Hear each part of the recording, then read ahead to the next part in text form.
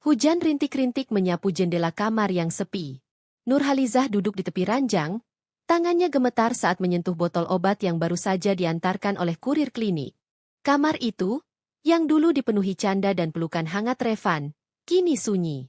Ia bisa mendengar detak jarum jam lebih keras daripada suara suaminya yang kini jarang pulang tepat waktu. Revan Ardiansyah. Nama itu dulu adalah pelindung dan penghibur hati Nurhalizah. Dulu, ia lelaki yang selalu menggenggam tangan Nurhalizah saat hasil pemeriksaan rumah sakit keluar.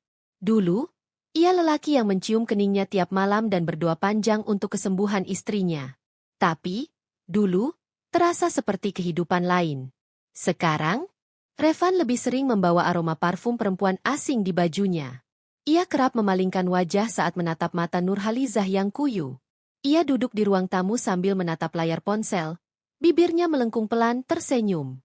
Tapi bukan pada Nurhalizah. "Kamu belum makan?" tanya Nurhalizah pelan suatu malam, berusaha menyambut Revan yang pulang hampir tengah malam. "Nggak usah repot. Aku udah makan di luar," jawab Revan singkat, melepas jasnya dan langsung masuk ke kamar mandi tanpa memandang istrinya. Nurhalizah menatap meja makan yang sudah ia tata rapi. Sup ayam buatannya mendingin. Ada nasi, tumis buncis kesukaan Revan, dan sambal kesukaan mereka berdua. Tapi yang duduk di hadapan makanan itu hanya keheningan. Ia mencoba menenangkan hati. Mungkin Revan lelah. Mungkin pekerjaannya berat. Mungkin ini hanya fase. Ia memaksa dirinya untuk tetap berpikir baik. Tapi pikirannya tak bisa membohongi tubuhnya. Tangannya mulai lemas. Nafasnya pendek-pendek, dan pandangannya kabur. Ia tahu penyakitnya memburuk. Tapi lebih dari itu, ia tahu hatinya juga mulai mati perlahan. Satu-satunya tempat yang masih setia mendengarkan adalah buku hariannya. Di sanalah Nurhalizah menumpahkan semuanya. "Hari ini Revan pulang jam 11 malam. Aku mencoba bicara, tapi dia hanya menjawab sepatah-sepatah. Padahal aku ingin cerita soal hasil tes darahku. Dokter bilang sel kankernya menyebar, tapi aku urungkan. Aku tahu dia nggak akan peduli." Seminggu setelah itu, Nurhalizah mendapati sesuatu yang mengoyak hatinya lebih dalam. Saat hendak mencuci pakaian Revan, ia menemukan sehelai tisu di saku jasnya. Ada bekas lipstik merah dan tulisan tangan kecil bertinta biru. "Terima kasih untuk semalam. Aku nggak akan lupa." Tangannya bergetar. Nafasnya tercekat. Tapi air matanya tak jatuh. Ia hanya diam, menggenggam tisu itu, lalu menyimpannya dalam laci meja rias. Bukan untuk bukti, tapi untuk mengingatkan dirinya sendiri, Revan bukan lagi miliknya sepenuhnya. Pagi-pagi keesokan harinya, Nurhalizah menyiapkan sarapan seperti biasa. Revan turun dengan wajah datar, mengambil kopi, lalu berdiri di ambang pintu. "Aku ada meeting pagi. Jangan lupa jadwal kemoterapi kamu ya." Itu satu-satunya kalimat yang ia ucapkan. Tanpa cium kening, tanpa senyum. Tanpa tanya apa Nurhalizah butuh ditemani. Padahal itu adalah kemoterapi pertama setelah hasil diagnosis barunya keluar. Nurhalizah hanya mengangguk. Ia menunduk, menyembunyikan matanya yang mulai basah. Ia pergi sendiri ke rumah sakit, duduk sendiri di ruang tunggu yang dingin, dan menggenggam tangan sendiri saat jarum infus menembus pembuluhnya. "Sendiri, Bu?" tanya perawat dengan suara lembut. "Iya. Suami saya sibuk kerja." Jawaban itu terucap tanpa getar. Karena air matanya sudah lama habis di malam-malam ketika ia memeluk bantal untuk menggantikan Revan. 2 minggu kemudian, Revan tak pulang 2 malam berturut-turut. Tak ada pesan. Tak ada panggilan. Ketika akhirnya kembali, ia hanya berkata, "Lembur di kantor." Tapi mata Nurhalizah menangkap goresan merah samar di leher bajunya. Dan parfum wanita yang bukan miliknya. Malam itu, Nurhalizah memutuskan menulis surat. Bukan surat perpisahan, tapi surat untuk dirinya sendiri. "Kalau suatu hari aku menyerah, bukan karena penyakitku, tapi karena aku lelah mencintai orang yang terus memilih menyakiti. Kalau suatu hari aku bangkit, itu bukan karena dia kembali, tapi karena aku sadar, aku masih punya aku." Hari-hari berikutnya, Nurhalizah mulai belajar diam bukan untuk menahan, tapi untuk menjaga diri. Ia masih menyambut Revan seperti biasa, menyiapkan sarapan, menata rumah. Tapi di balik senyumnya, Ada hati yang perlahan mundur dari pertarungan cinta yang tak adil. Suatu sore, ia melihat Revan tertawa lepas lewat video yang muncul di Instagram seorang teman lama. Di video itu, Revan sedang duduk di kafe bersama seorang wanita muda berambut panjang. Clarissa, begitu nama akunnya. Hanya detik, tapi cukup untuk menyayat habis keyakinan terakhir yang Nurhalizah genggam. Ia memejamkan mata, menarik napas panjang, lalu tersenyum kecil, pahit, dan berbisik pelan pada dirinya sendiri. Kalau aku ingin sembuh, aku harus mulai melepaskan. Bahkan jika itu artinya aku harus sembuh tanpamu, Van. Dan malam itu, untuk pertama kalinya, Nurhalizah tak menunggu Revan pulang. Ia menutup pintu kamar lebih awal, meniadakan ruang untuk luka yang tak lagi layak ditampung. Di sisi ranjang yang kosong, Nurhalizah menatap langit-langit dan membisikkan doa. Ya Tuhan, jika aku harus sendiri, kuatkan aku. Tapi jika masih ada cinta yang bisa menyelamatkanku, biarkan cinta itu datang bukan dari dia, tapi dari MU. Hari-hari berikutnya berjalan seperti bayangan. Nurhalizah mulai terbiasa dengan diam. Tapi dalam diam itu, ia mulai mengenal dirinya kembali. Ia kembali menulis puisi-puisi yang dulu ia tinggalkan. Ia mulai berbincang dengan tetangganya, menanam bunga melati di halaman kecil samping rumah. Sesederhana itu, tapi cukup untuk membuat hatinya berdetak pelan. Suatu pagi, saat duduk di teras rumah, ia menerima telepon dari klinik. Hasil tes darah menunjukkan sel kanker sudah menyebar ke kelenjar getah bening. Suara di seberang telepon tenang, tapi Nurhalizah merasa seluruh dunia mendadak runtuh. Tangannya bergetar memegang ponsel. Tapi hanya sebentar. Lalu ia kembali duduk tenang, memandangi bunga melati yang baru mekar satu kelopak. Kalau hidupku tinggal sebentar, aku nggak mau menghabiskannya untuk menunggu orang yang bahkan nggak menoleh, gumamnya lirih. Malam itu Revan pulang. Ia membawa kantong belanja berisi 2 kotak pizza. Tapi bukan untuk Nurhalizah. Ia tampak tergesa, mengambil pakaiannya, dan berbicara di telepon dengan suara rendah. Tapi cukup terdengar, aku nyusul ya sayang. Udah beli pizza kesukaan kamu. Nurhalizah berdiri membeku di ambang pintu kamar. Revan menoleh sebentar, sekilas, lalu melengos pergi. Pintu tertutup. Hati Nurhalizah pun ikut menutup rapat. Beberapa hari kemudian, ia berdiri di depan cermin. Rambutnya mulai rontok karena kemoterapi. Ia menghela napas, lalu mengambil gunting. Dengan tangan yang masih gemetar, ia memotong rambutnya sendiri. Sedikit demi sedikit. Lalu habis. Tak ada air mata. Hanya ketenangan. Ia menatap bayangannya di cermin dan berkata pelan, aku tetap aku. Bahkan tanpa rambut, tanpa cinta, aku tetap punya aku. Itulah malam ketika luka di hatinya berhenti berdarah. Ia mulai menerima kenyataan bahwa Revan bukan hanya menjauh, tapi benar-benar telah pergi, walau raganya masih tinggal. Dan disinilah kisah barunya dimulai. Dari seorang perempuan yang ditinggal, disakiti, dan dilupakan menjadi seorang perempuan yang perlahan belajar mencintai dirinya sendiri kembali. Pagi itu matahari terasa terlalu panas untuk musim yang seharusnya bersahabat. Nurhalizah terbangun lebih pagi dari biasanya, tubuhnya terasa remuk, tetapi bukan hanya karena efek kemoterapi kemarin. Ada luka yang jauh lebih menyakitkan dari tusukan jarum, yaitu kenyataan bahwa Revan, pria yang pernah bersumpah di pelaminan untuk menjaganya dalam sehat dan sakit, kini perlahan menjauh tanpa permisi. Ia menatap cermin dengan mata sayu. Wajahnya yang mulai pucat dan rambut yang rontok makin lebat dari hari ke hari menyapa dengan getir. Di balik pandangan kosongnya, ada ketegaran yang dipaksa tumbuh karena tak ada lagi tangan yang sudi menggenggamnya. Di lantai bawah, terdengar suara Bu Erlin, ibu mertua Nurhalizah, sedang bercakap di telepon. Nadanya tinggi, jelas sedang mengeluhkan sesuatu.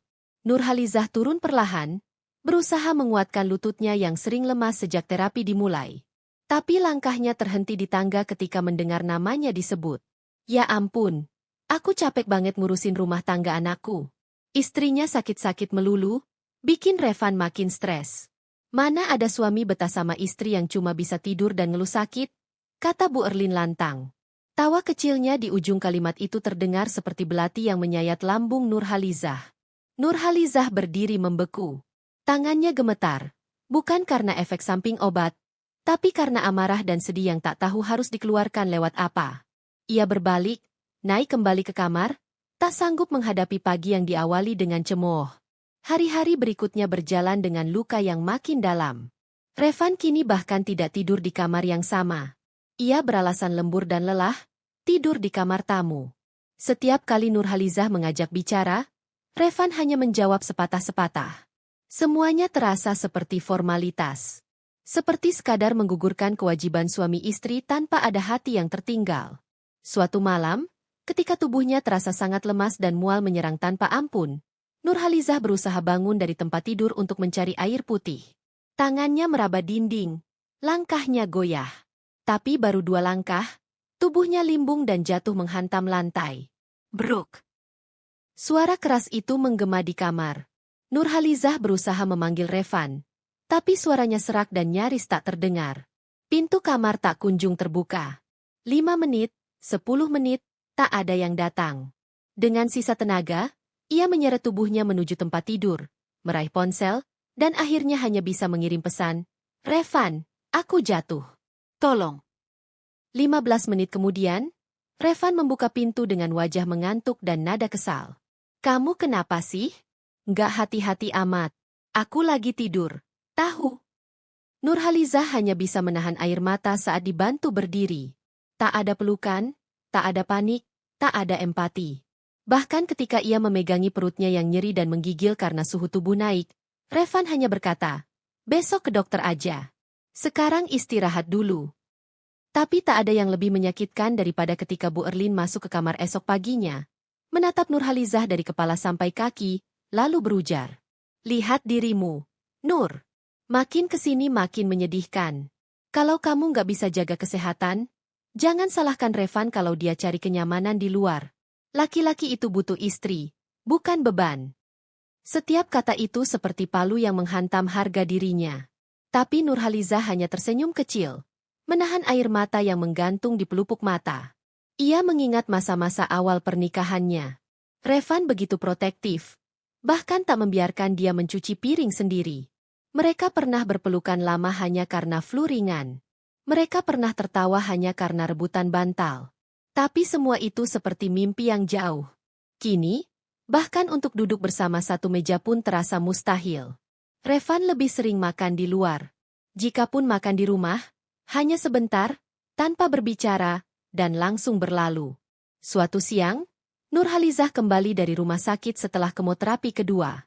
Tubuhnya lemas, mata berair, dan langkahnya lamban. Tapi begitu membuka pintu rumah, ia mendengar suara tawa perempuan. Suara itu bukan milik Bu Erlin. Nurhalizah menahan langkah. Di ruang tengah, ia melihat Revan duduk bersama seorang wanita muda. Cantik, berambut panjang, tertawa renyah. "Oh, maaf. Aku nggak tahu kamu pulang jam segini," kata Revan tanpa rasa bersalah. "Aku cuma ambil tas." "Silakan lanjut," ucap Nurhalizah singkat, lalu naik ke atas. Malamnya, Clarissa sudah tak ada di rumah. Tapi aroma parfumnya masih melekat di sofa. Nurhalizah duduk di sana, membiarkan air mata jatuh tanpa suara. Ia merasa tak hanya tak dicintai, tapi juga tak dihargai. Bahkan rumahnya kini jadi tempat tamu asing menginjakan kaki tanpa sopan santun. "Aku masih hidup, Van. Tapi kalian memperlakukanku seperti aku sudah mati." Besoknya, ia mencoba bicara. Diperlukan keberanian besar untuk itu. "Van, aku tahu kamu lagi nyaman sama orang lain. Tapi bisakah kamu jujur sama aku?" Revan menatapnya sekilas. Tatapan yang tak hangat. "Aku capek, Liza. Aku udah bilang berkali-kali, kamu terlalu sensitif. Clarissa itu teman kantor. Nggak lebih. Lalu kenapa kamu sembunyikan? Kenapa kamu bawa dia ke rumah kita?" "Karena kamu akan bereaksi kayak gini." "Dam, aku nggak mau tambah stres." "Dam." Itu kata yang keluar dari mulut lelaki yang dulu menangis di pelukan Nurhalizah saat ayahnya wafat. Kini ia menyebut perasaan istrinya sebagai drama. Nurhalizah memutuskan diam. Diam untuk menghindari pertengkaran yang akan berakhir dengan dirinya menangis sendirian. Diam karena hatinya sudah terlalu sering dipatahkan. Diam karena ia tahu, Revan tidak akan memilihnya lagi. Beberapa hari kemudian, hasil CT scan keluar. Dokter mengatakan sel kanker telah menyebar ke paru-paru. Butuh perawatan intensif. Harus ada yang mendampingi. Tapi siapa? Suami saya mungkin tidak bisa datang. Bisa saya jalan sendiri? Tanyanya pada dokter. Dokter hanya mengangguk pelan. Mungkin sudah terlalu sering menghadapi pasien yang sendirian. Sore itu, Nurhalizah pulang dengan menumpang taksi. Ia lelah. Tapi saat masuk rumah, ia mendapati ruang tamu yang berantakan. Kotak pizza kosong, 2 gelas wine, dan tawa samar yang memudar. Ia tak ingin tahu lebih banyak. Ia langsung masuk kamar, mengunci pintu, dan jatuh di lantai sambil memeluk dirinya sendiri. Sakitku bukan cuma kanker. Tuhan, tapi hati yang dikhianati, disalahkan, dan dilupakan. Ia memejamkan mata, berusaha tidur, tapi tubuhnya menggigil. Tangannya dingin. Jantungnya berdetak terlalu cepat. Tapi tak ada yang datang. Tak ada yang peduli. Malam itu, ia tulis di buku hariannya. Aku bukan lagi istri. Aku bukan lagi perempuan yang dicintai. Tapi aku akan tetap menjadi manusia.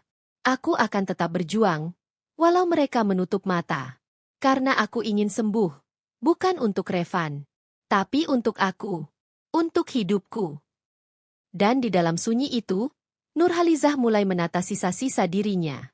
Bukan untuk mempertahankan pernikahan, tapi untuk menyelamatkan hidup yang tersisa. Karena ia tahu, jika terus bertahan dalam rumah yang tak lagi mencintai, maka sakitnya tak hanya akan membunuh tubuhnya tapi juga jiwanya. Hari-hari Nurhalizah kini diisi dengan rutinitas rumah sakit, obat-obatan, dan tubuh yang makin melemah. Tapi luka itu bukan hanya bersumber dari penyakit yang menjalar di dalam raganya, melainkan dari pemandangan yang makin hari makin jelas di depan matanya.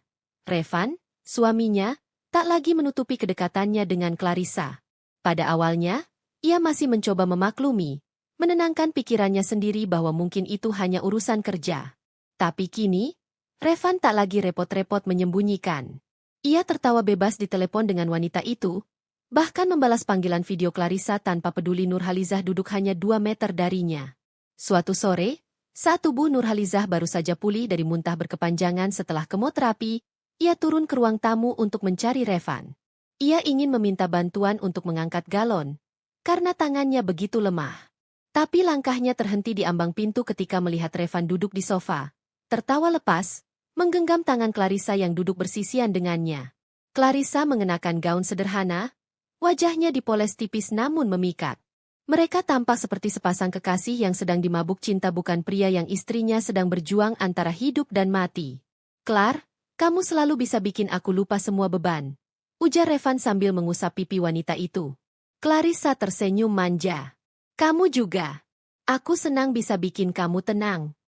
Nurhalizah menelan ludah. Tak ada amarah yang membuncah, hanya rasa sesak yang tiba-tiba membatu di dada. Ia mundur pelan, tak ingin terlihat. Ia tidak ingin mereka tahu bahwa ia menyaksikan semuanya. Bukan karena takut, tapi karena Nurhalizah merasa ia bukan siapa-siapa lagi. Malamnya, saat Revan kembali ke kamar tamu dan Clarissa telah pulang, Nurhalizah duduk di kursi dekat jendela, memandangi lampu jalan yang temaram. Ia menyelimuti dirinya dengan selimut tipis, bukan karena kedinginan, tetapi karena tubuhnya menggigil oleh kekecewaan. Ia menulis sesuatu di buku hariannya. Mereka bilang diam itu emas. Tapi diamku adalah kuburan bagi suara hatiku sendiri. Keesokan harinya, Revan bahkan mengajak Clarissa ke acara keluarga. Nurhalizah mengetahuinya dari unggahan Instagram adik iparnya. Ada foto Revan dan Clarissa duduk berdampingan di sebuah restoran mewah, dengan caption, "Kak Revan makin glowing sejak dekat sama Clar. He deserves happiness." Tak ada yang menyebut nama Nurhalizah. Seolah ia tak pernah ada. Di rumah, Revan semakin jarang pulang. Jikapun pulang, hanya untuk mengambil pakaian atau menjemput sesuatu. Bu Erlin tampak menikmati situasi ini.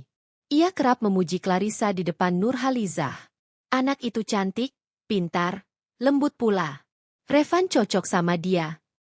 Nurhalizah hanya tersenyum kecil. Bukan karena setuju, tapi karena ia terlalu lelah untuk menjelaskan betapa kata-kata itu melukai. Suatu hari, ketika Nurhalizah harus kontrol ulang ke rumah sakit, ia memberanikan diri meminta Revan mengantar. Van, besok aku harus kontrol lagi. Bisa tolong antar? Revan menghela napas. Aku ada meeting. Nggak bisa. Clar bisa kok anterin kamu kalau kamu mau. Nurhalizah menatapnya tak percaya. Revan menyarankan Clarissa, selingkuhannya, untuk mengantar istrinya ke rumah sakit. Nggak usah. Aku bisa sendiri, jawabnya pelan. Ia pergi sendiri ke rumah sakit. Sendiri saat dokter mengatakan bahwa sel kanker telah menunjukkan resistensi terhadap obat yang diberikan. Perlu alternatif pengobatan. Biayanya mahal. Waktunya mendesak. Nurhalizah duduk lama di bangku rumah sakit sebelum pulang. Ia tak tahu harus bagaimana. Revan sudah tak lagi peduli. Ia tahu, meminta bantuan ke Revan sama saja dengan mempermalukan diri sendiri. Tapi yang paling membuat hatinya hancur adalah ketika suatu sore, ia kembali mendapati Revan dan Clarissa di ruang tengah. Tapi kali ini, Clarissa duduk di pangkuan Revan, tertawa riang. Revan menyuapinya kue, dan ketika melihat Nurhalizah berdiri di tangga, keduanya hanya menoleh tanpa rasa bersalah. Kamu mau gabung? Kue ini enak, ucap Clarissa, tersenyum dengan mata yang tak menyiratkan rasa hormat sedikit pun. Nurhalizah mengangguk pelan. Terima kasih. Aku kenyang. Lalu ia berbalik ke kamar, menutup pintu, dan kali ini, menangis tanpa suara. Bantalnya basah. Tapi ia tahu, tangisnya tidak akan mengubah apapun. Malam itu, tubuhnya demam tinggi. Ia menggigil, mencoba bangkit untuk minum obat, tapi tubuhnya terlalu lemah. Ia berusaha menelepon Revan, tapi tak diangkat. Ia mengirim pesan, tapi tak dibalas. Akhirnya, ia bangkit sendiri. Dengan langkah terseok, ia menuju dapur, mengambil air, menelan obat, lalu kembali ke tempat tidur. Kali ini, ia tak berharap ada yang mengetuk pintu. Tak berharap ada yang peduli. Paginya, ia duduk di kursi depan jendela, menulis lagi di buku hariannya. Mungkin dia tidak jahat. Mungkin hanya sudah tidak mencintaiku.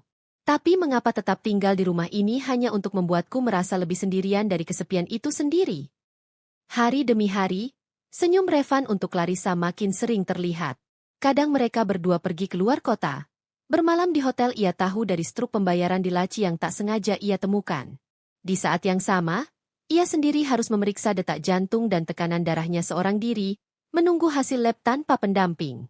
Namun yang membuat hati Nurhalizah membeku bukanlah Revan, atau Clarissa, atau Bu Erlin. Tapi kesadarannya sendiri bahwa ia tetap mencintai Revan. Bahwa ia pernah berharap Revan kembali. Dan sekarang, harapan itu terasa bodoh. Cinta yang ia peluk erat selama ini ternyata hanya satu arah. Cinta yang ia simpan seperti pusaka itu kini menjadi racun yang membunuh perlahan. Dan di suatu pagi, Nurhalizah membuka lemari, memeluk gaun pernikahannya yang dulu tersimpan rapi. Gaun itu kini menjadi simbol dari janji-janji yang telah dibatalkan secara sepihak. Ia tak berkata apapun. Tapi dalam diam, ia tahu, hatinya sedang dalam proses memutus ikatan yang bahkan belum dilegalkan. Ia sedang belajar menyayangi dirinya sendiri. Revan boleh tersenyum di samping wanita lain. Tapi Nurhalizah sedang belajar untuk tidak lagi menangis karena senyum itu. Bukan karena sudah tidak cinta, tapi karena ia tahu, tak ada yang lebih menyakitkan daripada terus berharap pada cinta yang tak pernah kembali. Hari itu tak hujan, juga tak cerah. Hanya langit mendung menggantung di atas atap rumah kecil yang semakin sepi. Nurhalizah duduk di teras, membiarkan udara pagi menyentuh kulitnya yang pucat. Tangannya menggenggam secangkir teh hangat yang tak lagi mengepul.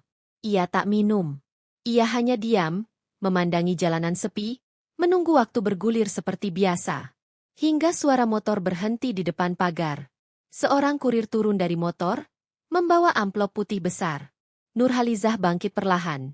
Langkahnya pelan karena tubuhnya lelah, tapi senyumnya tetap ia pertahankan. Kurir menyapanya singkat, lalu menyerahkan amplop itu dengan dua tangan. Untuk Bu Nurhalizah. Ia menerimanya dengan sopan, mengucapkan terima kasih, lalu kembali ke kursi. Amplop itu terasa berat di tangannya. Bukan karena isinya, tapi karena firasat yang sudah lama ia pendam mulai menemukan bentuknya. Ia membuka amplop itu dengan hati-hati. Di dalamnya, ada undangan berwarna krem, dihias dengan pita emas kecil dan tulisan timbul yang elegan. Revan dan Clarissa. Itu nama yang tertulis paling besar. Di bawahnya, ada kalimat berbunga-bunga tentang cinta yang abadi, tentang restu keluarga, tentang perjalanan yang akan dimulai bersama. Nurhalizah membaca undangan itu perlahan. Setiap katanya seperti duri, tapi ia tidak merasa perih. Ia tidak menangis. Matanya tetap kering, bibirnya tetap terkatup. Seolah-olah seluruh air mata telah habis sejak lama. Seolah hatinya sudah tidak punya tenaga untuk menjerit. Ia menelusuri detailnya. Tanggal pernikahan. Tempat acara. Nama orang tua kedua mempelai. Bahkan nama Revan dan Clarissa yang dicetak tebal dengan gelar lengkap di bawahnya. Semua tampak begitu megah. Begitu sah. Begitu menyakitkan. Tapi Nurhalizah hanya melipat undangan itu kembali, memasukkannya ke dalam amplop, dan meletakkannya di meja. Ia tahu, ini akan datang. Sejak Revan berhenti berbohong, sejak Clarissa datang dan pergi tanpa malu, sejak Bu Erlin terang-terangan menyebut Clarissa sebagai calon menantu di depannya. Semua ini bukan kejutan. Tapi mengetahui sesuatu akan datang dan mengalaminya langsung, selalu menghadirkan luka yang berbeda. Sorenya, tetangga datang membawa piring berisi kue, sambil tersenyum basa-basi. Bu Nur, udah dapat undangannya belum? Wah, Revan dan Clarissa cocok banget ya. Akhirnya mereka menikah juga. Nurhalizah hanya tersenyum.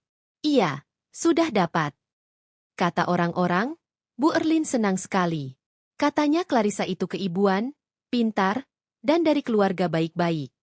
Kata-kata itu seperti goresan di kulit yang tak terlindungi. Tapi lagi-lagi, Nurhalizah hanya tersenyum. Ia tidak ingin membantah. Tidak ingin mengklarifikasi. Apa gunanya menjelaskan ketika semua orang telah memilih untuk lupa bahwa ia adalah istri sah Revan? Malam itu, ia duduk sendiri di kamarnya. Cahaya dari lampu tidur menyinari dinding yang kini kosong. Foto-foto pernikahannya dengan Revan sudah ia lepas beberapa minggu lalu. Bukan karena benci, tapi karena ia tidak ingin terus berharap pada sesuatu yang sudah hancur. Ia menatap keluar jendela, memandangi langit malam yang kelabu. Di tangannya, undangan pernikahan itu kembali terbuka. Ia memandanginya lama, seakan ingin mencari sesuatu di antara huruf-hurufnya. Tapi yang ia temukan hanyalah kehampaan. Revan pernah berjanji di hadapan Tuhan untuk setia dalam suka dan duka. Tapi tampaknya duka adalah alasan bagi Revan untuk pergi. Clarissa bukan pencuri. Revanlah yang menyerahkan kunci hatinya. Dan yang lebih menyakitkan dari dikhianati adalah disisihkan tanpa rasa bersalah. Diabaikan seolah tak pernah ada. Beberapa hari kemudian, datang lagi kiriman. Kali ini dari Bu Erlin. Sebuah bingkisan kecil berisi kain batik dan bros, dengan catatan bertinta emas. Kami mengundang Nurhalizah untuk hadir di hari bahagia Revan dan Clarissa. Semoga selalu sehat dan diberi kekuatan. Salam hangat, Bu Erlin. Nurhalizah menatap catatan itu lama. Tak ada permintaan maaf. Tak ada pengakuan. Hanya undangan dingin yang dikemas manis. Ia menyimpan bingkisan itu dalam lemari. Tidak dibuka. Tidak dibuang. Hanya dibiarkan diam, seperti hatinya. Satu-satunya tempat ia bisa bicara adalah buku hariannya. Di sana, ia menulis. Kadang, yang membuat luka bukanlah kenyataan yang pahit, tapi cara mereka memamerkan kebahagiaannya di atas reruntuhan hidup kita. Hari pernikahan itu akhirnya datang. Nurhalizah tidak datang. Ia tidak ingin melihat Revan mengucap janji lagi kali ini kepada wanita yang menggantikannya. Ia memilih tinggal di rumah, menyalakan televisi yang tidak ia tonton, dan menyeduh teh yang tidak ia minum. Namun, seperti lelucon takdir, foto-foto pernikahan itu tersebar luas di media sosial. Clarissa mengenakan gaun putih yang mewah. Revan berdiri di sampingnya, tersenyum lebar. Mereka tampak bahagia. Di antara para tamu, tampak Bu Erlin dengan wajah bangga. Akhirnya, anak saya menikah dengan wanita yang layak. Tulis salah satu komentar dari akun yang tampaknya milik kerabat. Like. Kata itu membakar dada Nurhalizah. Tapi tidak ada air mata. Ia hanya duduk, menggenggam cangkir kosong di tangannya, menatap layar ponsel tanpa ekspresi. Malam itu, ia menuliskan kalimat terakhir di buku hariannya. Hari ini, Aku resmi menjadi janda dari pria yang bahkan tidak pernah benar-benar mencintaiku. Tapi aku tidak akan menjadikan ini akhir. Ini hanya awal dari hidup yang kutulis ulang tanpa mereka di dalamnya. Ia menutup buku harian itu perlahan. Lalu ia bangkit, berjalan ke cermin, dan memandang dirinya sendiri. Wajahnya masih pucat, tubuhnya masih lemah. Tapi ada sesuatu di matanya yang tak pernah terlihat sebelumnya. Kekosongan yang sudah selesai menangis. Dan di balik kekosongan itu, tumbuh benih kecil dari sesuatu yang belum bisa ia namakan. Mungkin bukan harapan, tapi keberanian untuk perlahan bangkit. Pagi itu, langit tampak sama seperti hari-hari sebelumnya. Tapi bagi Nurhalizah, udara yang ia hirup terasa berbeda. Lebih ringan, lebih bersih. Seolah dunia perlahan mencuci luka-luka yang telah lama mengendap dalam diamnya. Di luar rumah, tak ada keramaian. Tak ada dekorasi. Tak ada musik pesta. Tapi di dalam, ruang tamu kecil itu tampak rapi. Ada taplak baru. Ada vas bunga plastik yang selama ini hanya disimpan di lemari, dan ada 2 kursi yang menghadap ke arah jendela. Di atas meja, ada tumpukan dokumen, sepasang cincin sederhana, dan sebuah mushaf yang tertutup rapi. Nurhalizah duduk di salah satu kursi, mengenakan kebaya abu-abu lembut dengan jilbab senada. Wajahnya tidak dipoles berlebihan, hanya sentuhan bedak dan lipstik tipis. Tapi matanya mata itu menyimpan keberanian yang belum lama tumbuh. Di balik tatapan teduh itu, ada luka yang belum sembuh. Tapi luka itu kini tak lagi membelenggu. Ia sudah memilih jalannya sendiri. Tak lama, pintu rumah diketuk. Kakaknya, Rahmat, datang bersama seorang pria tua berseragam rapi. Penghulu. Mereka masuk dengan tenang, lalu saling memberi salam. Rahmat menatap adiknya lama, lalu tersenyum. Sudah siap? Nurhalizah mengangguk. Sudah, Kak. Sudah sejak lama aku siap meninggalkan semuanya. Pernikahan itu berlangsung sederhana. Tak ada tenda, tak ada undangan, hanya saksi, penghulu, dan niat baik untuk menyelamatkan diri. Pria yang dinikahi Nurhalizah bukanlah kekasih lama, bukan pula seseorang yang jatuh cinta padanya di tengah sakit dan luka. Ia adalah kerabat jauh yang telah lama ingin membantu, yang dengan ikhlas menawarkan pernikahan sebagai jalan keluar dari tekanan sosial yang terus menghimpit Nurhalizah sejak ia ditinggal tanpa status. Ia menerima bukan karena cinta, tapi karena ingin berdiri sendiri. Karena ia ingin bebas dari cengkeraman masa lalu yang hanya menyakitkan. Karena ia ingin agar jika suatu hari ia pergi karena tubuhnya masih terus berperang dengan penyakit, ia pergi sebagai seseorang yang memilih jalan hidupnya sendiri. Saat akad berlangsung, Nurhalizah tidak menangis. Tapi kali ini bukan karena hatinya beku, melainkan karena ia merasa damai. Penghulu melafalkan doa, para saksi mengamini. Dan ketika ijab kabul diucapkan, hatinya terasa seperti diremukan dan dibentuk ulang sekaligus. Tidak ada cinta yang membuncah, tapi ada kekuatan yang mengalir perlahan. Di sisi lain kota, pada jam yang hampir bersamaan, pesta besar digelar di sebuah hotel mewah. Revan dan Clarissa duduk berdampingan di pelaminan. Senyum mereka lebar, tawa para tamu memenuhi ruangan. Foto-foto disebarkan, video-video direkam. Semua terlihat sempurna dari luar. Bu Erlin berdiri di barisan depan, memandang menantunya dengan mata berbinar. Ia menyambut Clarissa dengan pelukan hangat, memuji gaunnya, dan menyebut hari itu sebagai hari paling membahagiakan dalam hidupnya. Tidak ada yang tahu bahwa kebahagiaan itu dibangun di atas reruntuhan hati seorang perempuan yang pernah mereka tinggalkan. Tak satu pun dari mereka tahu bahwa pada hari yang sama, wanita yang pernah mereka abaikan telah menikah. Tanpa gaun mahal, tanpa dekorasi, tapi dengan harga diri dan keberanian. Setelah akad, Nurhalizah hanya duduk lama di depan meja ruang tamunya. Kakaknya sudah pulang. Suaminya Rizky pun sudah kembali ke rumah kontrakannya. Mereka sepakat untuk tidak tinggal bersama sampai waktu benar-benar tepat. Nurhalizah ingin sendiri dulu, dan Rizky menghormatinya. Ia menuliskan catatan kecil di buku harian. Hari ini, aku tidak menikah karena cinta, tapi karena aku mencintai diriku sendiri yang terlalu lama dihancurkan oleh orang lain.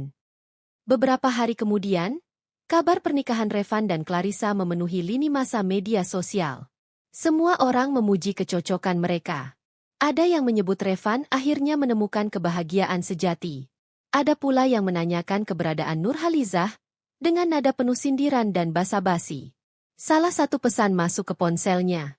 "Zah, kamu lihat kan? Akhirnya Revan bahagia juga. Kamu harus ikhlas ya. Jangan terus ngarepin yang udah bukan milikmu." Ia membaca pesan itu tanpa emosi. Lalu membalas pelan.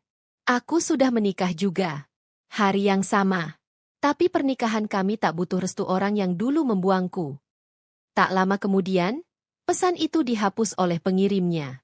Mungkin terkejut, mungkin malu, atau mungkin masih menyangkal bahwa Nurhalizah bisa berdiri kembali. Beberapa tetangga pun mulai datang, ingin memastikan kabar itu benar. Nurhalizah hanya tersenyum dan membenarkan. Mereka terdiam, mungkin bingung harus berkata apa. Sebab selama ini mereka hanya melihatnya sebagai perempuan yang akan menua sendiri dengan tubuh yang sakit dan hati yang remuk. Malamnya, Rizky mengirim pesan singkat.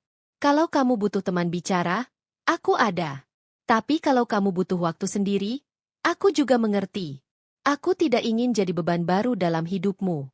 Hanya ingin jadi bagian dari prosesmu sembuh." Nurhalizah menatap layar ponsel lama. Lalu menjawab, "Terima kasih sudah tidak menjadikanku sekadar objek kasihan. Aku akan pulih. Mungkin pelan. Tapi kali ini, aku tidak sendiri." Dan untuk pertama kalinya setelah sekian lama, ia tidur dengan tenang. Tanpa tangisan. Tanpa mimpi buruk. Tanpa bayang-bayang masa lalu yang menggerogoti. Ia tahu, jalannya masih panjang. Penyakitnya belum hilang. Tapi kini, ia punya satu hal yang dulu tak pernah ia miliki. Pilihan. Esok harinya, ia bangun lebih pagi dari biasanya. Membuat secangkir teh hangat dan duduk di teras rumahnya. Ada embun yang menempel di daun-daun kecil, dan udara pagi itu terasa begitu segar. Seperti dunia memberi selamat atas keberaniannya. Ia membuka kembali dokumen pernikahan yang kemarin ia simpan di dalam lemari. Lalu menuliskan nama lengkapnya yang baru, untuk pertama kalinya. Nama yang masih asing, tapi tak terasa berat. Karena bukan soal siapa suaminya, tapi bagaimana kini ia punya kendali atas hidupnya sendiri. Beberapa hari kemudian, ia memutuskan untuk memulai terapi lanjutan. Dokter menyarankan beberapa prosedur tambahan, dan Nurhalizah setuju tanpa ragu. Kali ini bukan karena ingin sembuh demi orang lain, tapi karena ia ingin hidup untuk dirinya sendiri. Untuk masa depan yang tak ditentukan oleh Revan, atau siapapun. Saat Rizky menjemputnya ke rumah sakit, mereka tak banyak bicara. Tapi ketika Nurhalizah menoleh dan melihat tatapan laki-laki itu yang lembut dan tidak menuntut ia tahu, mungkin suatu hari nanti, cinta bisa tumbuh. Tapi bukan karena ia membutuhkannya, melainkan karena ia pantas menerimanya. Hari itu, saat matahari mulai turun, Nurhalizah berdiri di depan cermin. Ia melihat dirinya sendiri, lama, menyentuh pipinya, menyisir rambut yang mulai menipis karena pengobatan. Lalu tersenyum. "Aku hidup. Aku selamat. Dan aku tidak akan menyesal telah memilih jalan yang tak dipahami banyak orang." Maka pada hari yang sama dua pernikahan terjadi, hanya satu yang benar-benar lahir dari keberanian. Dan itu bukan milik Revan. Itu milik Nurhalizah. Hari itu datang juga. Sabtu pagi yang cerah, dengan langit bersih seolah tahu akan ada pesta besar yang disambut sukacita oleh sebagian orang dan luka diam-diam oleh sebagian lainnya. Bagi Nurhalizah, ini bukan sekadar hari Sabtu. Ini adalah hari di mana ia memutuskan akan berdiri sebagai dirinya sendiri. Bukan bayang-bayang istri yang ditinggalkan. Bukan korban dari pengkhianatan. Tapi sebagai perempuan yang telah memilih jalan hidupnya sendiri, meski jalannya sunyi dan penuh luka. Pagi-pagi, Nurhalizah sudah berdiri di depan cermin. Gaun yang ia kenakan sederhana, hanya gamis berwarna biru muda dengan kerudung putih. Tak ada riasan mencolok, tak ada perhiasan berkilau. Tapi mata itu tak lagi keruh oleh kesedihan.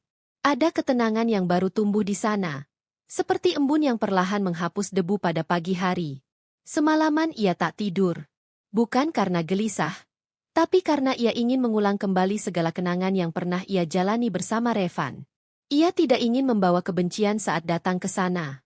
Ia ingin datang sebagai seseorang yang sudah menutup lembaran lama dan siap menulis yang baru. Bahkan, sebelum fajar menyingsing, ia sempat salat tahajud. Berdoa lama. Memohon kekuatan agar hari ini benar-benar menjadi hari perpisahan terakhir antara dirinya dan masa lalu. Ia tahu betul bahwa ia tak diundang secara resmi. Undangan yang datang beberapa hari lalu bukan ditujukan padanya langsung, tapi pada keluarganya. Tak ada nama, Nurhalizah, di sana.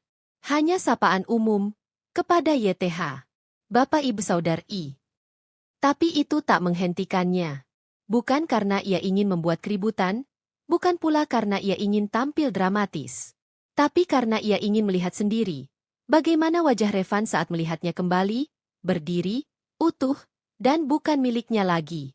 Lokasi pernikahan berada di gedung pernikahan mewah di pusat kota. Saat ia tiba, sudah banyak tamu yang hadir. Nurhalizah tidak masuk dari pintu utama. Ia memilih pintu samping, menghindari sorot mata yang mungkin mengenalnya. Ia tidak datang sendiri. Di belakangnya, seorang pria parubaya berjalan dengan langkah tenang, mengenakan jas dan peci hitam. Penghulu. Beberapa orang yang melihatnya mulai saling berbisik. Mereka tentu heran. Kenapa ada penghulu datang dari arah pintu samping, bukan dari pintu utama tempat Revan dan Clarissa akan menikah? Nurhalizah hanya tersenyum kecil. Ia melangkah mantap masuk ke ruangan resepsi. Panggung pelaminan tampak megah.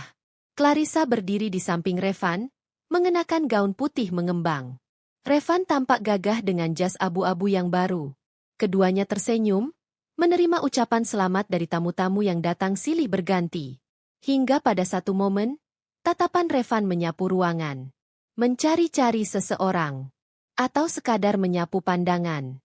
Dan kemudian, ia melihatnya. Tatapan mereka bertemu. Waktu seperti berhenti. Sekilas, senyum Revan mengendur. Matanya membelalak sedikit. Ia tak mengira, tak pernah membayangkan bahwa Nurhalizah akan datang. Nurhalizah tidak tersenyum. Tapi ia juga tidak menampakkan luka. Ia hanya berdiri tenang, menatap Revan dengan wajah tenang. Bukan datar, bukan dingin, tapi tenang. Tenang seperti seseorang yang sudah selesai dengan masa lalu.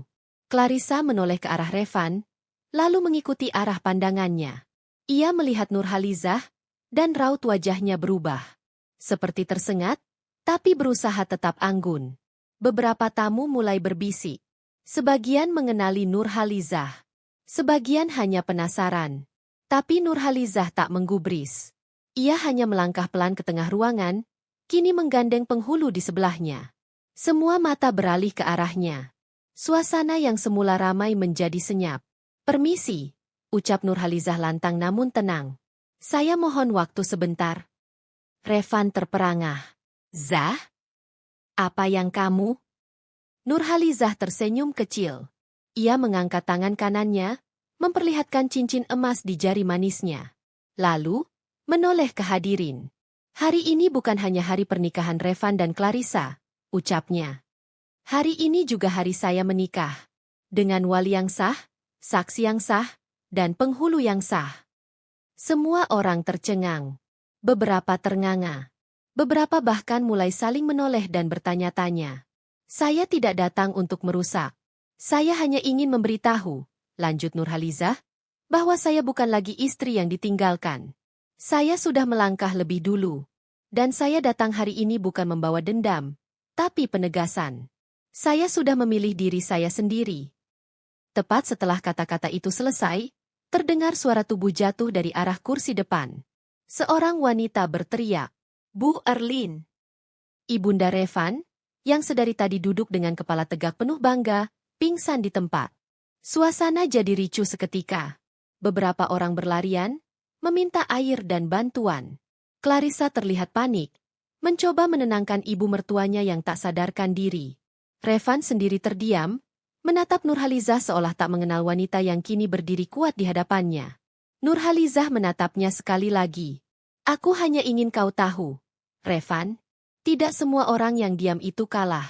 Kadang, mereka hanya sedang menunggu waktu untuk bangkit." Setelah itu, ia berbalik. Tak perlu tinggal lebih lama. Ponselnya berdering. Sebuah pesan masuk dari Rizky. "Apa kamu baik-baik saja di sana?"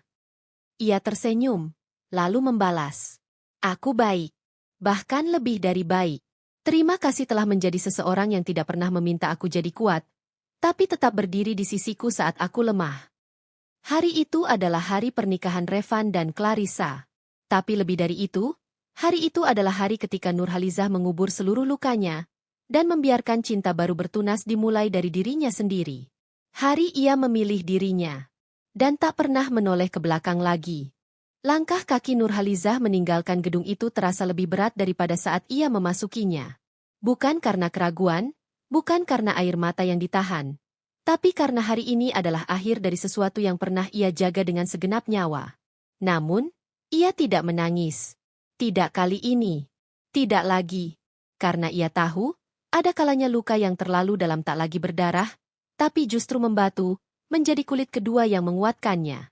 Orang-orang masih menatap punggungnya, sebagian dengan bisik-bisik, sebagian dengan tatapan bingung, dan sebagian lagi terutama para wanita dengan kekaguman diam-diam.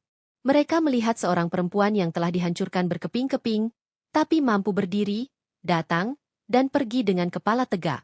Tanpa tangis, tanpa teriak. Hanya keheningan yang menggetarkan. Revan berdiri terpaku. Cincin di jari Clarissa kini terasa seperti beban tak kasat mata.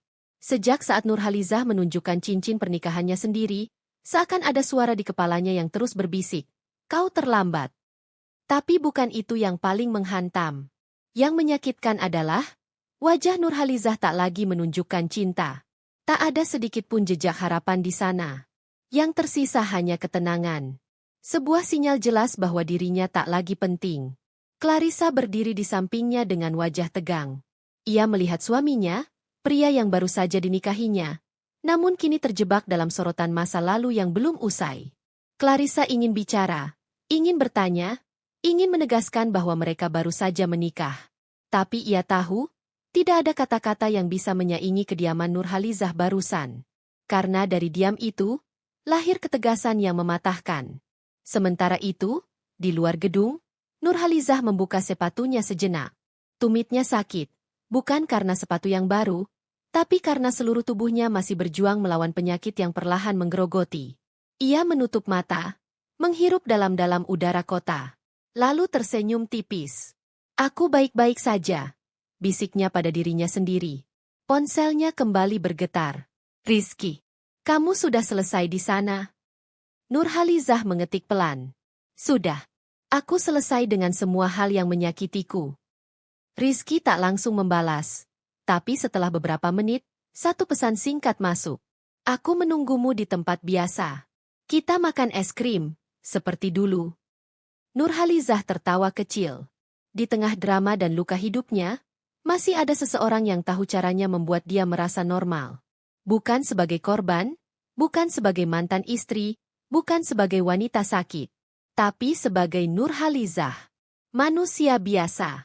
Ia naik taksi dan meminta diantar ke taman kecil di utara kota. Di sanalah, beberapa bulan lalu, Rizky sering menemuinya saat ia melakukan kontrol rumah sakit. Pria itu selalu membawakan es krim vanila, meski tahu Nurhalizah hanya memakannya 2 sendok lalu berhenti. "Yang penting kamu merasa seperti orang normal, Zah," katanya waktu itu. "Bukan pasien. Bukan perempuan yang ditinggal. Tapi manusia yang juga berhak menikmati manis." Ketika taksi tiba di taman, Rizky sudah duduk di bangku panjang, mengenakan jaket hitam dan topi. Di tangannya, 2 es krim. "Kamu datang," katanya, menyodorkan 1 cup. "Kalau aku nggak datang, kamu tetap makan 2 itu." "Jelas. Aku akan bilang ke tukang es krimnya. Aku sedang merayakan pernikahan teman lama," jawab Rizky sambil tersenyum miring. Mereka tertawa pelan. Nurhalizah duduk di sampingnya, menyandarkan punggung ke bangku kayu yang mulai lapuk. Angin sore mengusap pelan wajahnya. Ia merasa tenang. Mungkin untuk pertama kalinya setelah sekian lama. "Aku nggak tahu harus bilang apa ke kamu, Rizky," ujar Nurhalizah pelan. "Nggak perlu bilang apa-apa. Kamu udah cukup bicara dengan caramu hari ini. Aku bangga." Nurhalizah menatap langit, mencoba menangkap warna jingga di ufuk barat. "Aku nggak pernah bayangkan aku akan sampai di titik ini. Dulu aku pikir, kalau Revan pergi, hidupku juga selesai. Tapi ternyata enggak. Aku masih bisa berdiri. Masih bisa berjalan. Bahkan, bisa menikah, Meski bukan dengan cinta tapi dengan tekad menyelamatkan diriku sendiri. Rizky menggenggam tangannya pelan. Dan itu langkah paling berani yang pernah kamu ambil. Lama mereka terdiam. Hanya suara anak-anak bermain dan daun-daun yang berguguran yang menjadi latar suasana. Di dalam dada Nurhalizah, ada ruang kosong yang dulu diisi oleh cinta pada Revan.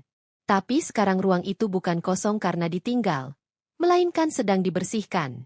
Untuk siapa? Ia belum tahu. Tapi yang pasti, bukan untuk masa lalu. Di gedung pernikahan yang perlahan sepi, Revan masih duduk di kursi pengantin. Banyak tamu mulai pamit.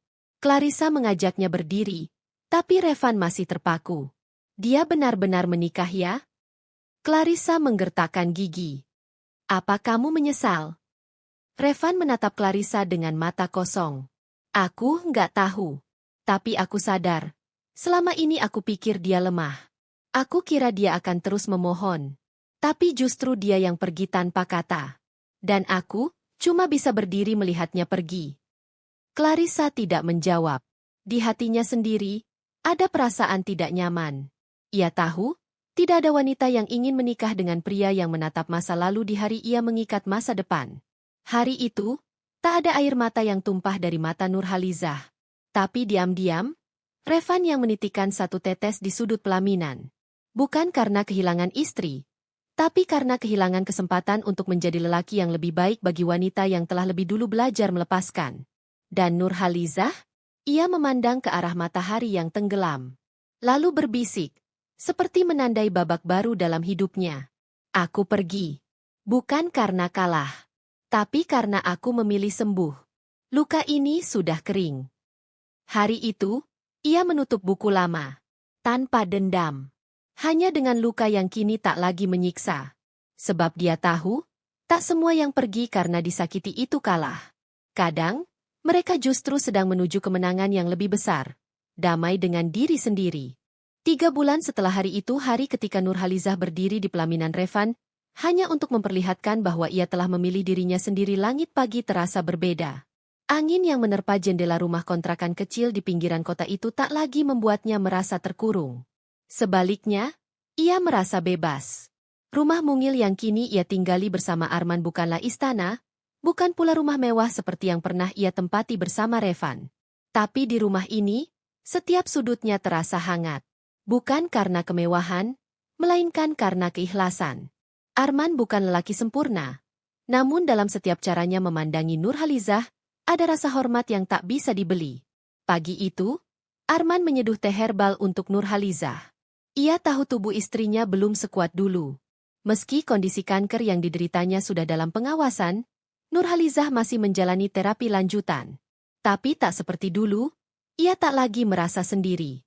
Kini, ada tangan yang siap menggenggamnya dalam setiap langkah, bukan untuk menyelamatkannya, tapi untuk menemaninya bertahan.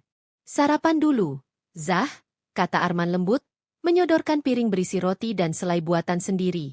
Aku lagi nulis, jawab Nurhalizah, tanpa mengalihkan pandangan dari laptop tuanya yang penuh tempelan stiker anak-anak. Nulis yang mana? Cerita dongeng atau catatan harianmu yang panjangnya kayak novel itu? Nurhalizah tertawa kecil. Catatan harian. Tapi kayaknya bakal kujadiin buku. Nggak tahu, aku cuma ngerasa aku harus cerita.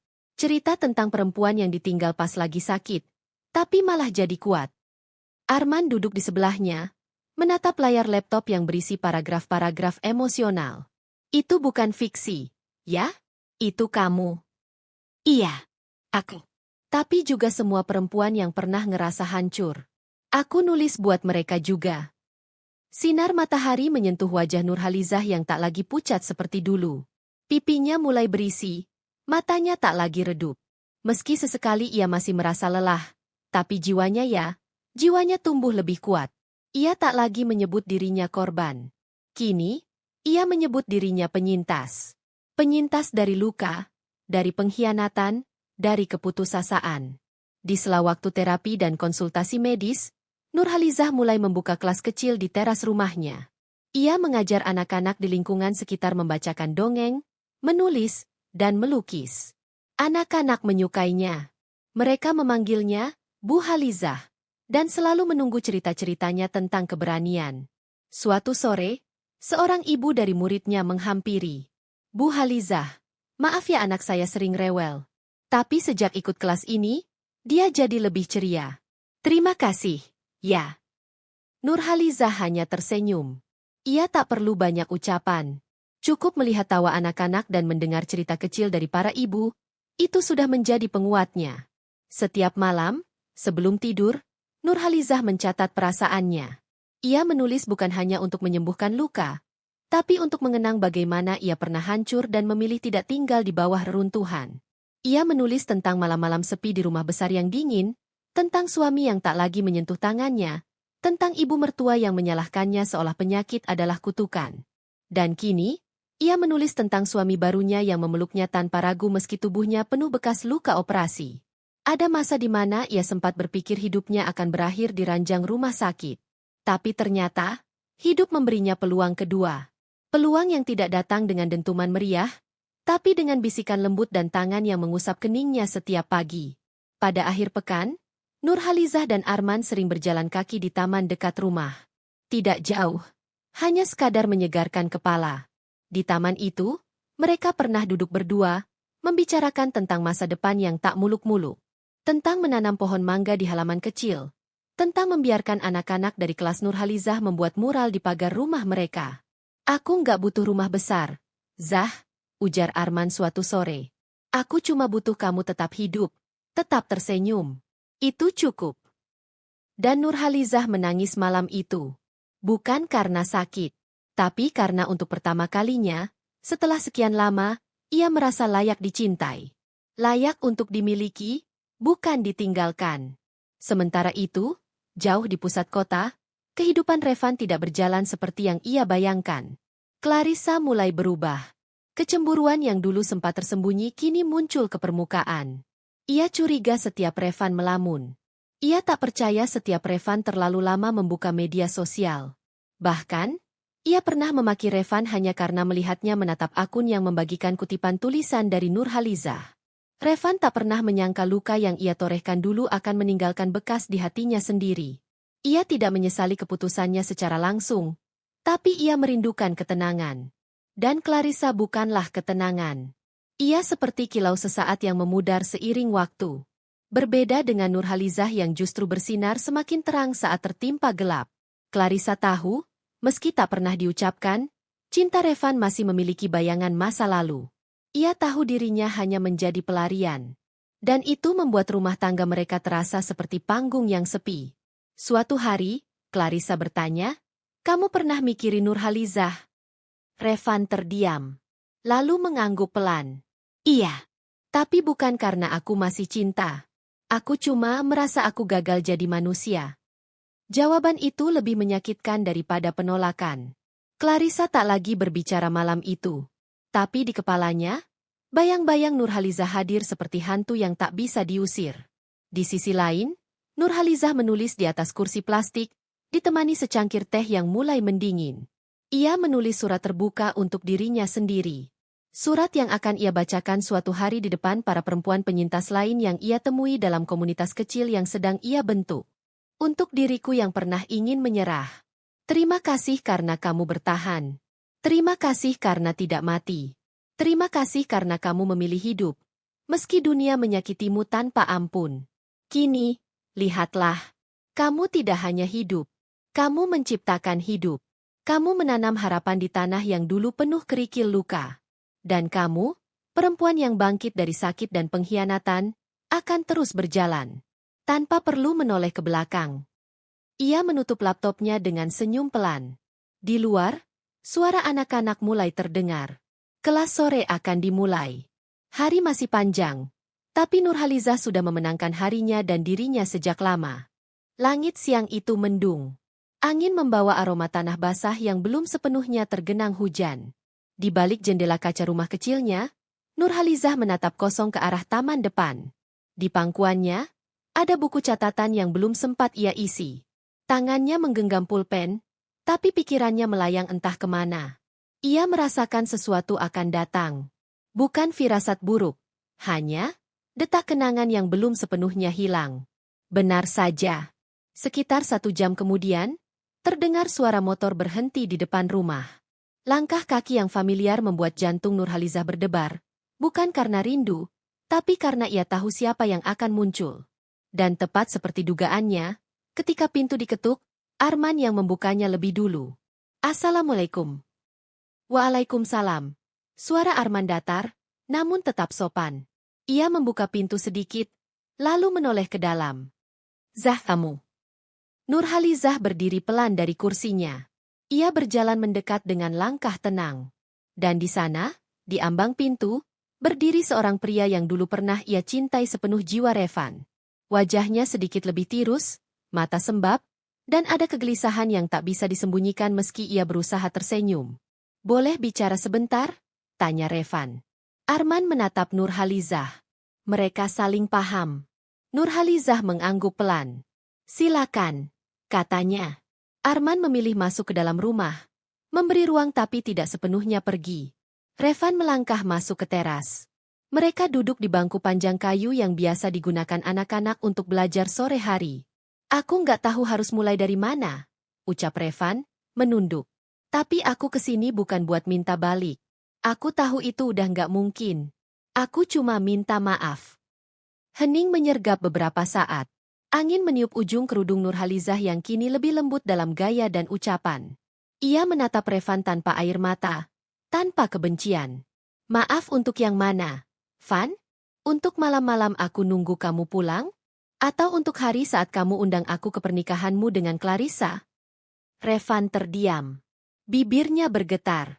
Untuk semuanya. Untuk jadi pengecut. Untuk nggak ada waktu kamu sakit. Untuk ninggalin kamu dalam keadaan kamu butuh aku paling banyak. Aku udah maafin kamu dari lama, Van, ucap Nurhalizah lembut. Tapi maaf nggak selalu berarti harus kembali. Revan mengangguk. Ia menelan ludah, menatap ke depan, ke arah taman kecil tempat anak-anak biasa bermain. Aku pikir hidupku bakal lebih bahagia sama Clarissa. Tapi ternyata semua itu semu. Aku dan dia, kami nggak saling percaya. Mertua terus nyalahin aku. Mereka bilang aku keburu-buru ninggalin kamu.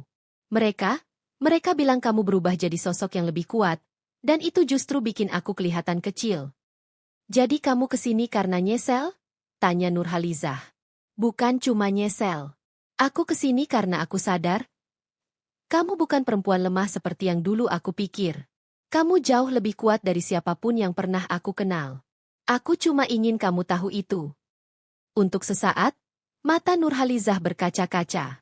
Bukan karena ingin kembali, tapi karena butuh kekuatan besar untuk mendengar orang yang dulu menghancurkanmu akhirnya menyadari nilaimu. Terima kasih, katanya. Tapi aku bukan perempuan yang sama seperti dulu. Dan kamu bukan lagi bagian dari hidupku. Bukan karena aku benci, tapi karena aku sudah selesai. Revan terdiam lama. Ia mengangguk pelan. Aku ngerti. Kamu sekarang punya hidup baru. Punya seseorang yang sayang kamu dengan cara yang gak pernah aku bisa.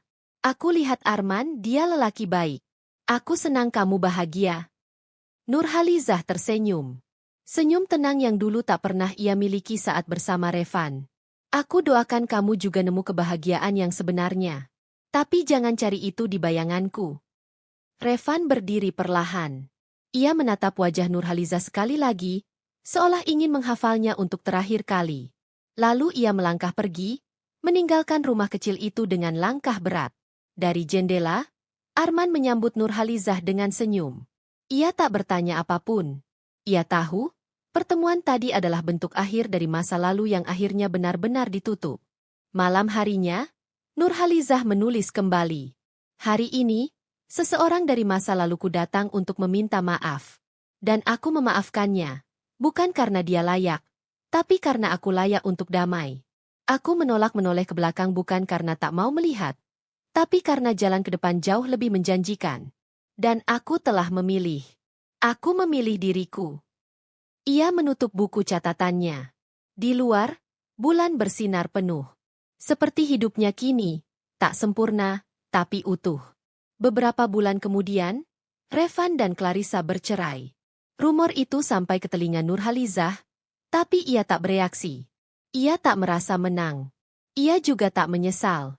Bagi Nurhalizah, Bagian hidup itu sudah selesai. Dan ia sudah di babak yang baru. Babak yang tak ada lagi ruang untuk mereka yang dulu memilih meninggalkannya. Di kelas kecil yang ia jalankan, seorang anak perempuan bertanya, "Bu Halizah, kenapa si ibu selalu tersenyum meski kadang sakit?" Nurhalizah tersenyum. Lalu menjawab pelan, "Karena aku pernah nggak bisa tersenyum. Dan aku nggak mau kehilangan itu lagi."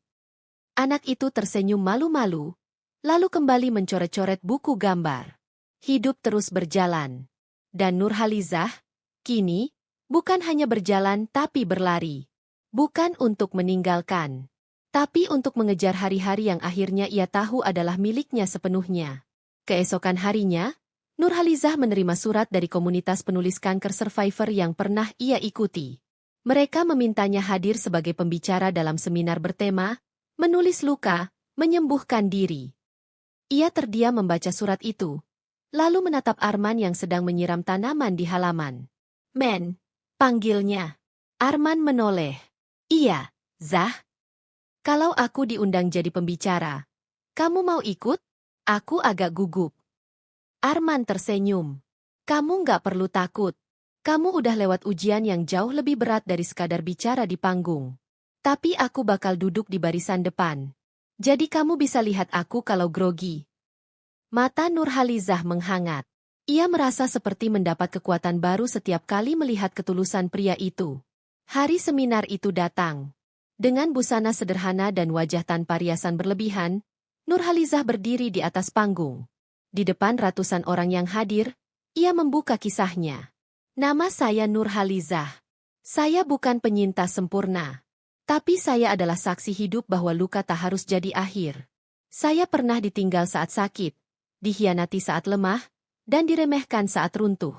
Tapi dari semua itu, saya belajar bahwa kekuatan bukanlah tentang seberapa keras kita membalas, tapi seberapa tulus kita memilih untuk tidak menghancurkan diri sendiri."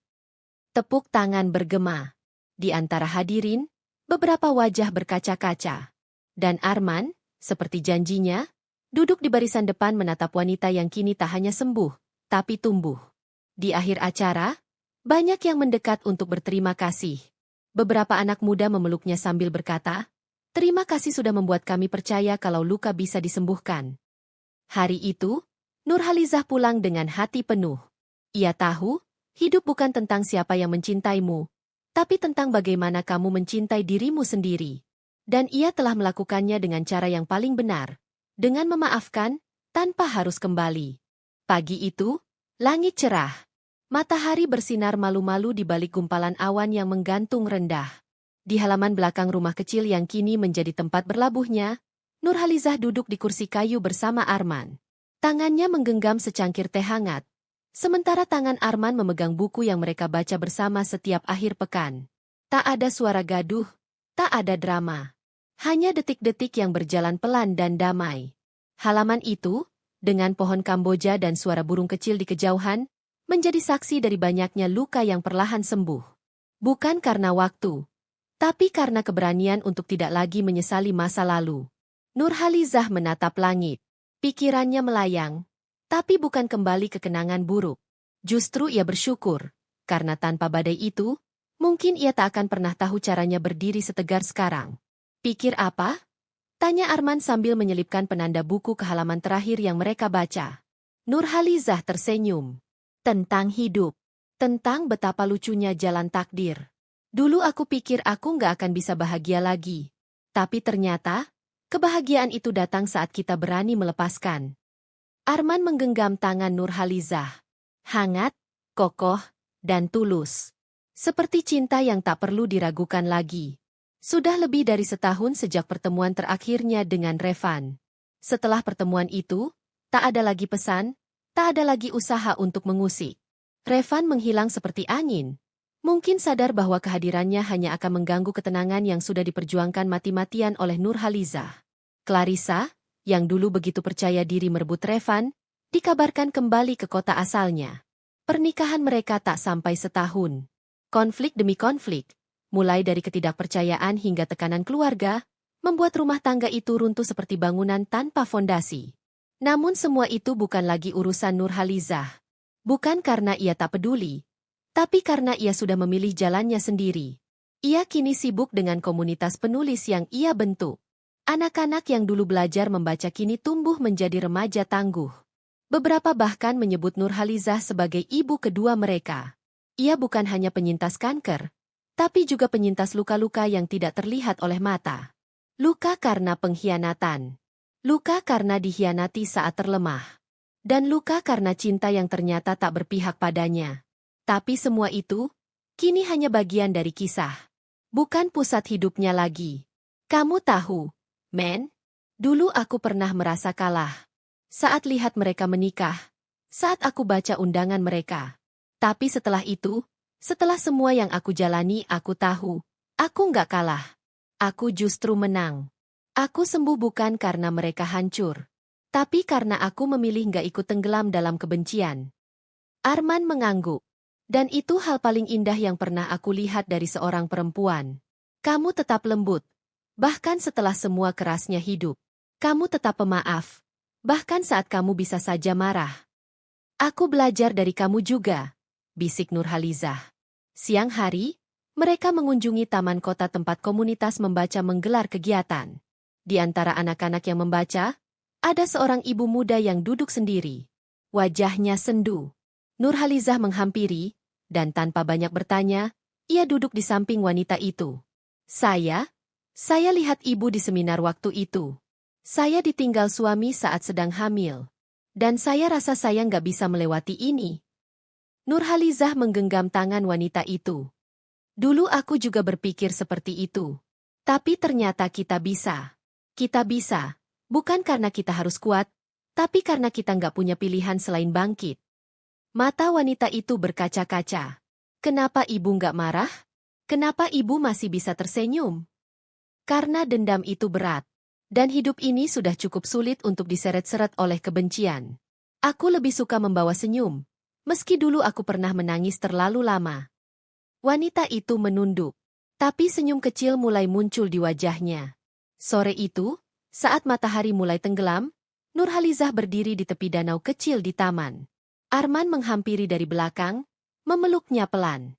Luka itu masih sakit? Tanya Arman. Nurhalizah menggeleng pelan.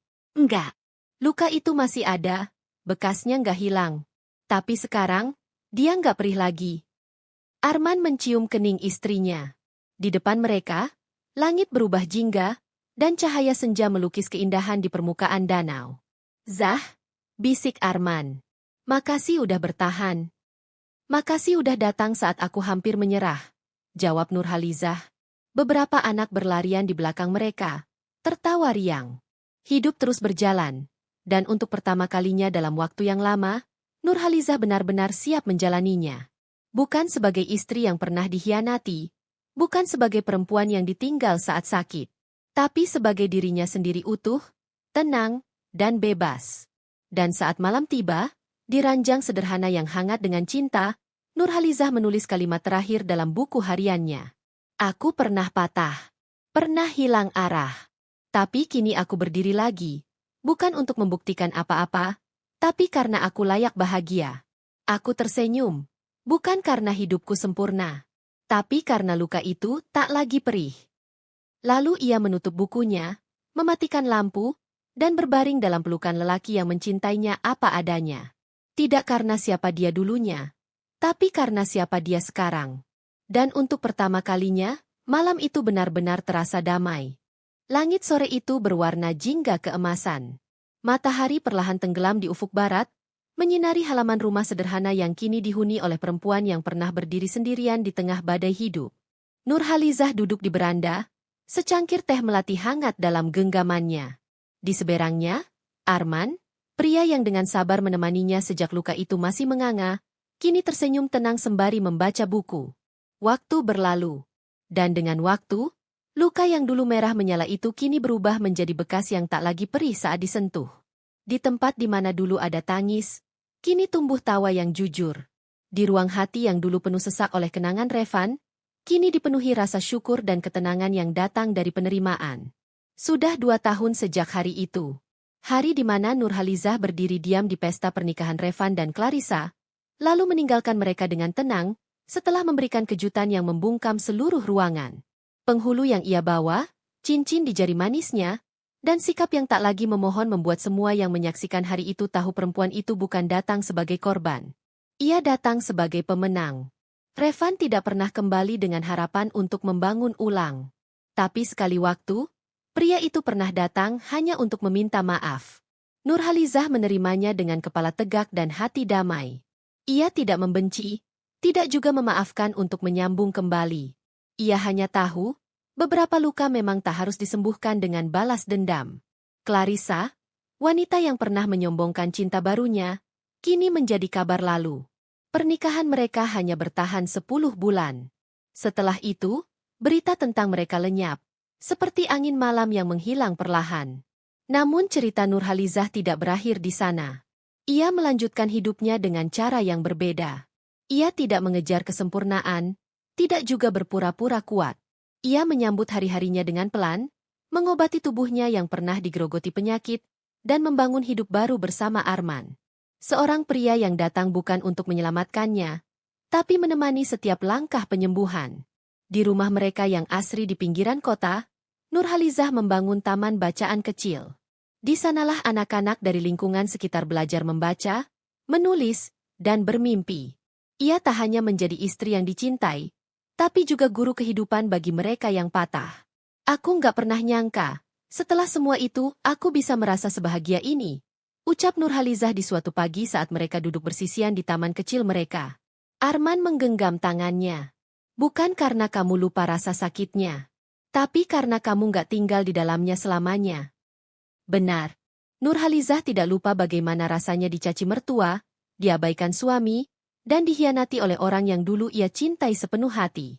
Tapi ia memilih untuk tidak tinggal dalam rasa sakit itu selamanya. Ia memilih keluar, meski merangkak, meski dengan tubuh lemah dan hati yang penuh retak. Ia tidak menunggu diselamatkan. Ia menyelamatkan dirinya sendiri. Di tahun kedua pernikahan mereka, Nurhalizah dan Arman mengangkat seorang anak asuh. Seorang gadis kecil yang ditinggal mati ibunya karena kanker, dan ditinggal ayahnya karena tak sanggup menerima kenyataan. Anak itu diberi nama Zahra, sebagai pengingat bahwa dari luka, bisa tumbuh kehidupan baru. Zahra menjadi warna dalam rumah kecil mereka. Tawa Zahra mengisi kekosongan yang dulu hanya diisi oleh kesunyian dan suara tangis terpendam. Nurhalizah, yang dulu takut untuk mencintai lagi, kini tahu, cinta tidak harus menyakitkan. Cinta bisa lembut, bisa sembuh, bisa menjadi sayap. Suatu hari, seorang wanita muda mendatangi taman bacaannya. Wajahnya penuh kecemasan, dan matanya sembab seperti habis menangis lama. Ia memperkenalkan diri sebagai Ayu, istri muda yang ditinggal saat sedang hamil anak pertama. Saya tahu ibu dari seminar di rumah sakit waktu itu. Kata dokter, ibu dulu juga penyintas kanker dan penyintas pengkhianatan. Nurhalizah hanya tersenyum. Saya bukan penyintas, Ayu. Saya adalah perempuan yang memutuskan untuk hidup. Itu saja. Mereka berbincang lama. Nurhalizah tidak memberi nasihat panjang, tidak berkata klise. Ia hanya mendengarkan. Karena ia tahu, yang paling dibutuhkan oleh perempuan yang sedang patah bukan kalimat motivasi, tapi pelukan yang membuatnya merasa tidak sendiri. Di akhir pembicaraan, Ayu menangis. Tapi kali ini, bukan karena putus asa, tapi karena merasa lebih ringan. Malamnya, Nurhalizah berdiri di depan cermin. Ia menatap dirinya yang kini berbeda. Wajahnya lebih teduh. Matanya tak lagi menyimpan duka. Tubuhnya lebih kurus. Tapi ada cahaya di matanya yang tak pernah ia lihat sebelumnya. Terima kasih karena sudah bertahan, ucapnya pada bayangan di cermin. Epilog hidupnya bukan tentang membalas dendam. Bukan tentang membuat Revan dan Clarissa menyesal. Tapi tentang membangun dunia kecilnya, di mana ia bisa mencintai dan dicintai tanpa rasa takut. Di kursi beranda, ia kembali duduk. Zahra berlari-lari kecil mengejar kupu-kupu. Arman datang membawa 2 gelas jus mangga. Nurhalizah menatap langit. Di matanya, cahaya matahari senja bukan lagi pertanda bahwa hari akan gelap, tapi bahwa akan selalu ada cahaya sebelum malam. Dan akan selalu ada pagi setelah gelap. Ia tersenyum. Karena luka itu tak lagi perih. tapi telah tumbuh menjadi sayap yang membawanya terbang lebih tinggi dari yang pernah ia bayangkan.